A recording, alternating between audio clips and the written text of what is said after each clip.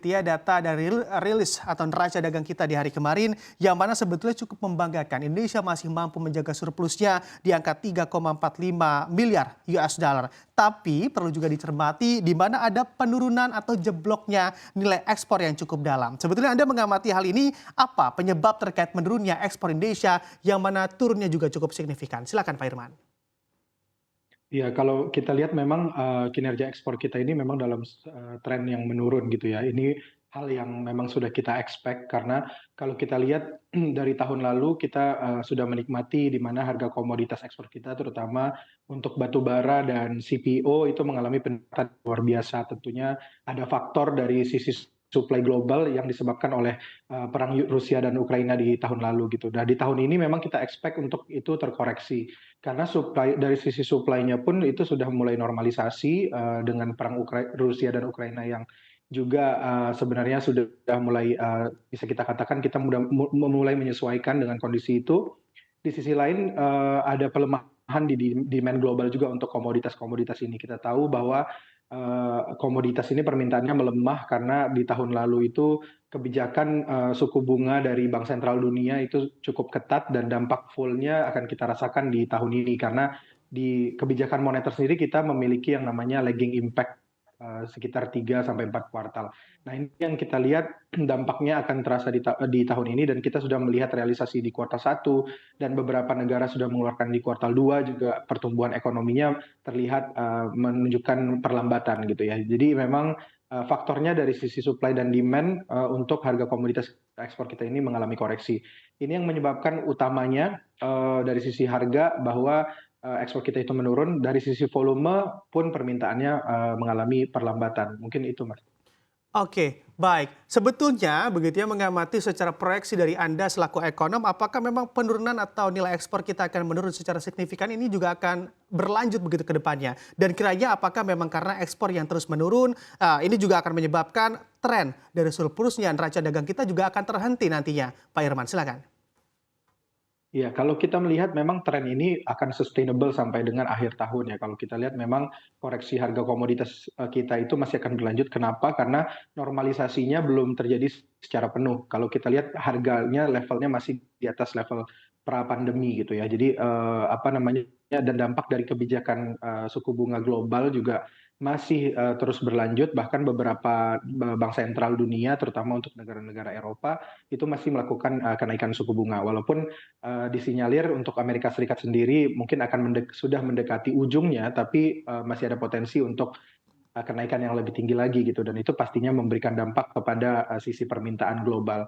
Jadi kita melihat trennya memang masih berlanjut dan untuk surplus neraca perdagangan sendiri kita sudah melihat 38 bulan consecutively secara berturut-turut kita mengalami surplus gitu ya. Dan kita expect ini bisa ada kemungkinan untuk berbalik nanti di apa namanya di kuartal ketiga terutama untuk di current account atau transaksi berjalan. Karena kalau kita lihat impor kita memang masih lemah gitu ya, tapi mungkin nanti di Agustus September akan mulai terakselerasi karena kita lihat ada katalis positif dari sisi domestic demand. Kalau kita lihat di kuartal ketiga itu biasanya pemerintah melakukan konsumsi pemerintah yang lebih besar secara historis gitu ya, dan itu memberikan multiplier effect di konsumsi rumah tangga juga. Nah, ini yang mungkin nanti kita expect akan mendorong impor konsumsi. Di sisi lain juga kita tahu ada jadwal bahwa rangkaian dari proses pemilu kita di kuartal 4 nanti juga akan ada periode kampanye yang biasanya itu akan juga memberikan dorongan terutama terhadap konsumsi lembaga non-profit yang kemudian akan juga memberikan multiplier kepada konsumsi rumah tangga. Jadi mungkin di second half ini kita lihat impornya juga akan naik meskipun bertahap. Nah, ini yang kita expect surplus neraca perdagangan sendiri itu akan terus mengecil dan current account-nya bisa kembali ke defisit gitu ya. Kalau kita lihat perhitungannya mungkin di tahun ini secara full year transaksi berjalan kita itu bisa defisit di 0,4%. Jadi masih kecil defisitnya dibandingkan historis, tapi sudah berbalik arah dibandingkan dengan posisi di tahun lalu yang memang positif atau surplus gitu. Oke, ada potensi current account kita defisit begitu ya. Nah, ini andai kita bicara terkait masih ada peluang terkait defisit atau berbalik arah, apa yang kiranya perlu diantisipasi oleh pemerintah kita, Pak Irman? Oke, memang kalau kita berbicara tentang strategi ekspor, impor ini bukan hal yang, mudah gitu ya, maksudnya bukan kita bisa address dengan jangka pendek gitu ya, tapi, mungkin lebih kepada hal-hal yang struktural.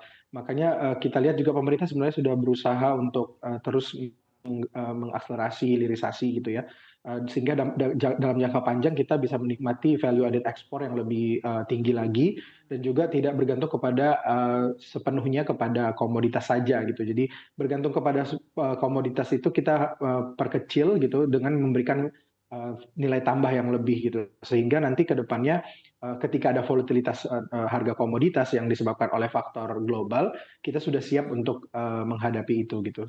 Dan kemudian kalau kita lihat juga dari sisi, apa namanya, tujuan pasar gitu ya atau market target kita, kita sebenarnya bisa mengoptimalkan juga, ASEAN intra-trade gitu. Karena ASEAN intra-trade ini, kita sudah lihat secara historis juga berperan sangat penting dalam perdagangan kita di tengah, perlambatan major trading partner kita di Amerika Serikat, di Tiongkok gitu ya, dan juga negara-negara Eropa kita lihat ASEAN intra-trade ini masih, terus tumbuh. Sesuai juga dengan, tema dari ASEAN Chairmanship-nya Indonesia juga bahwa ASEAN ini akan menjadi epicentrum of growth. Nah, ini yang perlu kita perkuat.